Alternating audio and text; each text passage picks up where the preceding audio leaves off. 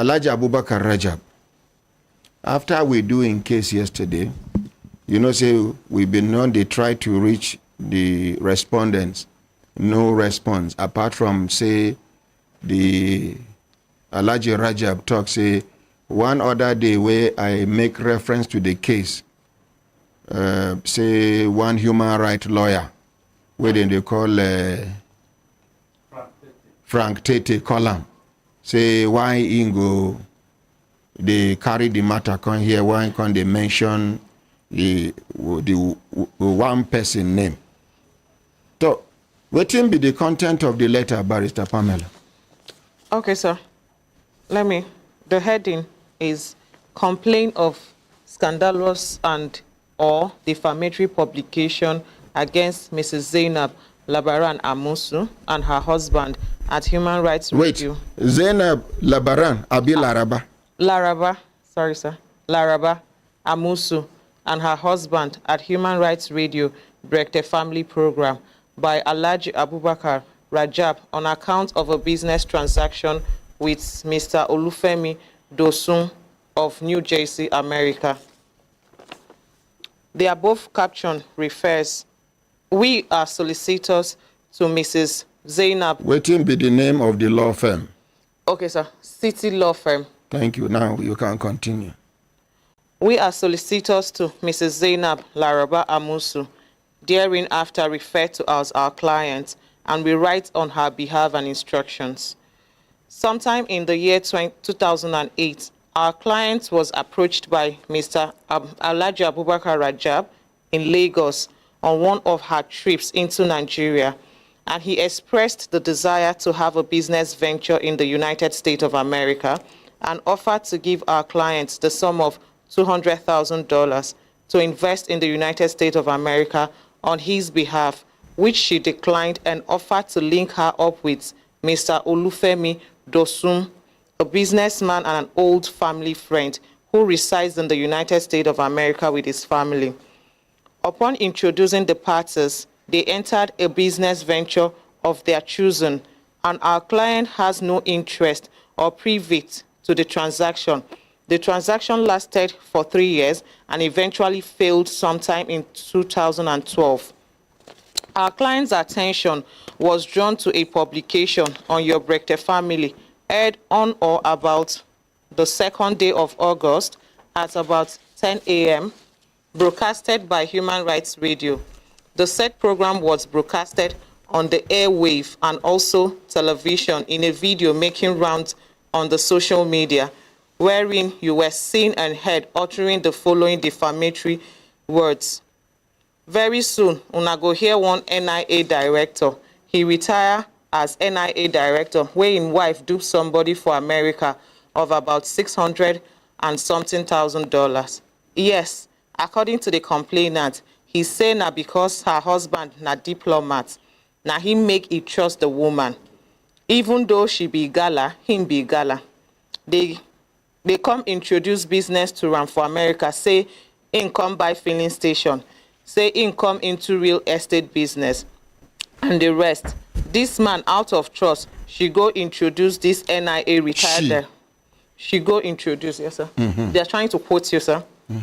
She go introduce this NIA retired director, wey be diplomat that time. The wife come introduce him to somebody. He carry first of all $450,000. They say them buy filling station. He pay part of the filling station. He no complete money. The owner of the filling station carry him go court. $2,000 where he supposed balance, he no balance. $2,000 be $20,000. Sorry, $200,000. $200,000. Where he supposed balance, he no balance. Owner of the filling station carry him go court. No judgment over there now. They sell the filling station. Yeah, that's what they wrote, sir. Now me talk that one. No judgment over there. No, that's what they wrote, sir. Yes, sir. They sell the station, give the owner of the filling station in money where remain. The one where remain, they give them back to this, where the wife of diplomat introduced this gentleman. He no return the money to the owner of the money, he keep them. If you see their conversation where this woman, they convince this man to bring more money, a philanthropist for that matter, on the line supplied. Our client wished to state categorically that above statement is a false and defamatory publication designed to malign her reputation. She has never duped anybody of $650,000 or any other sum for that matter. Even though her name is not mentioned in the publication, it contains innuendos and statements from which inferences can be made to relate it to with our clients. Innuendos. Innuendos. Okay.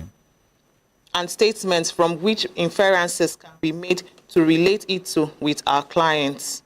The true position is that our clients, having agreed to introduce Alhaji Rajab to the Mr. Olufemi Dosun, introductory meeting was held for the first time in the United States of America, wherein both parties expressed their desire to do business with one another.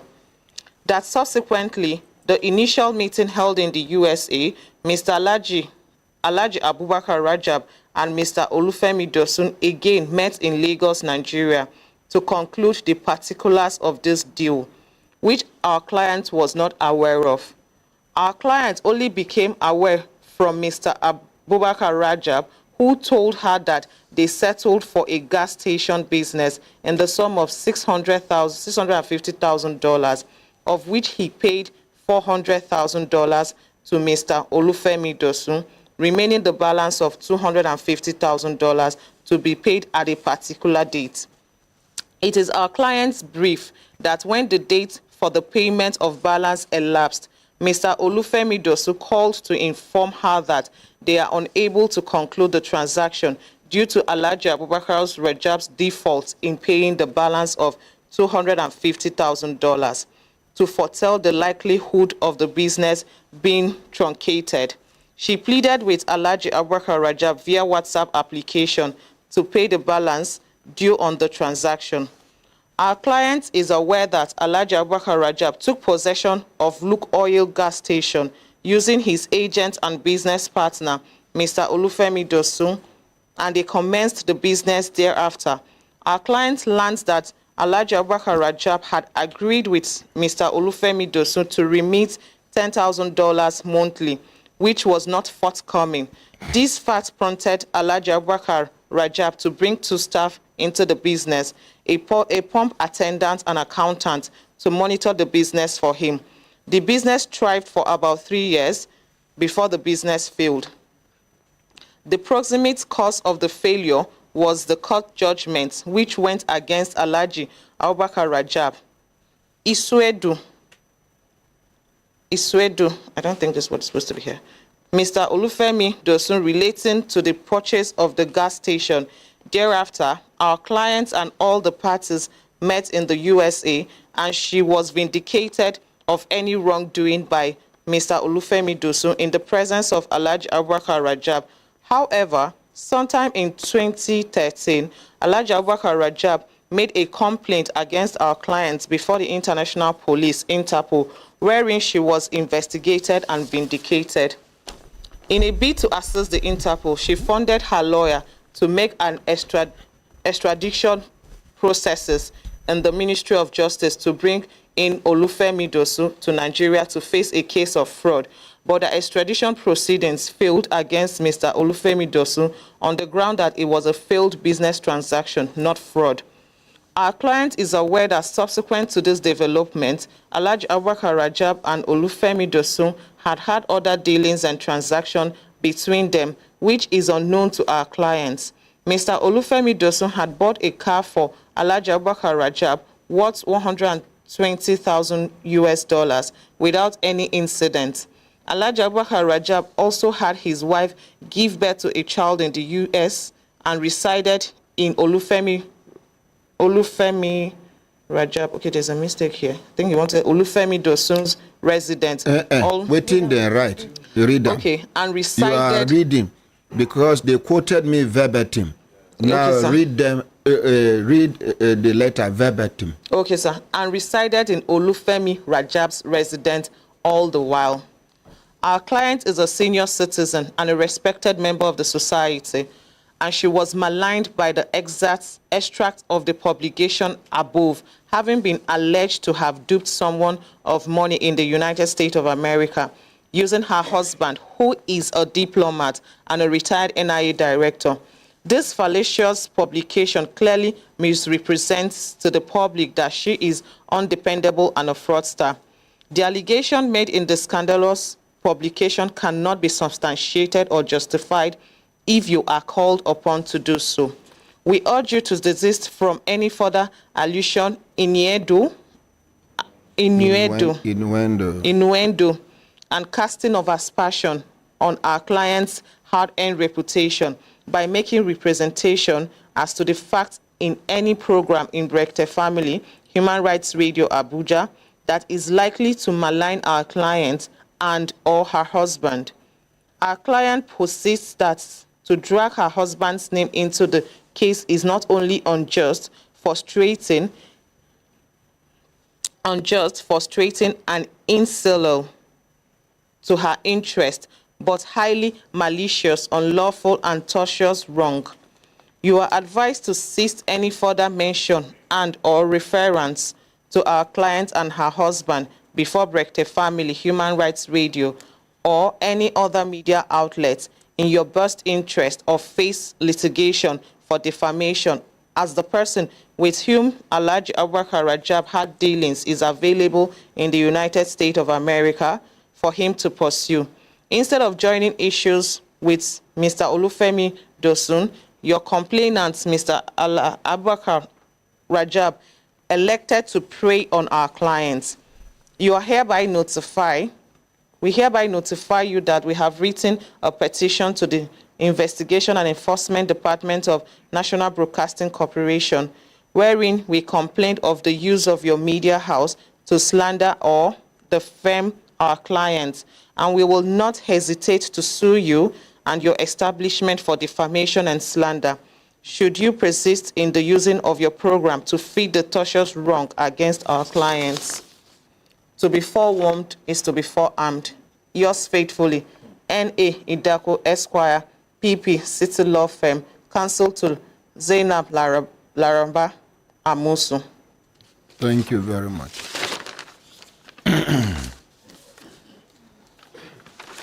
Now, it be like say, from the tone of the letter, of the document, it be like say, now the first day, even before Alhaji Rajab enters studio, then they react to. So, waiting be the date where they write on top of the letter. The date they mentioned here that they heard the broadcast was 2nd day of August, 2024. Was it 2nd? That they had it on the 2nd? Yes, sir. Our client's attention was drawn to a publication on your Brekete Family program aired on or about the 2nd day of August, 2024. Okay. Ufedo. Can you talk to the mic, sir?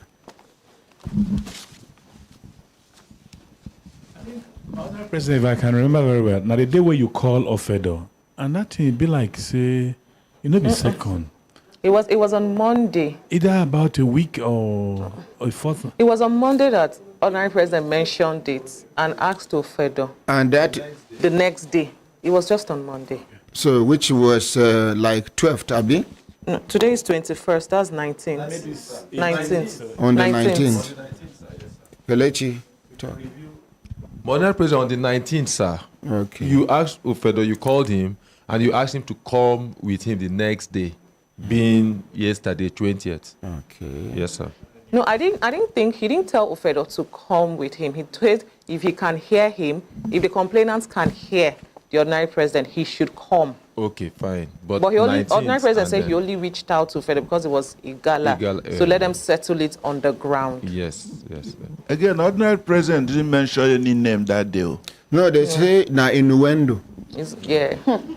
With the description. They say na innuendo where I use. Na I make it fit the description.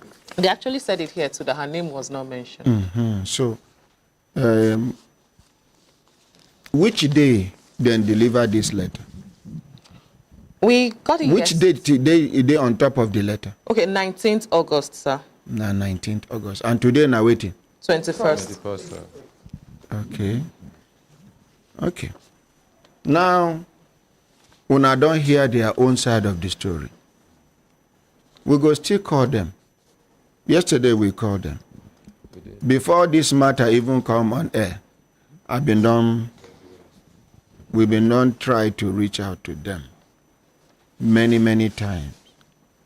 Alhaji Rajab, please come forward, sir. And I don't know if it is right to add this. Then get what you even talk yesterday. Say the fact say we dey sympathize with Alhaji Rajab no mean say waiting him they talk you believe I'm 100%. You said it here yesterday. I just thought I should bring it to the front corner. No problem, Kelechi. Alhaji Rajab, Yes, sir.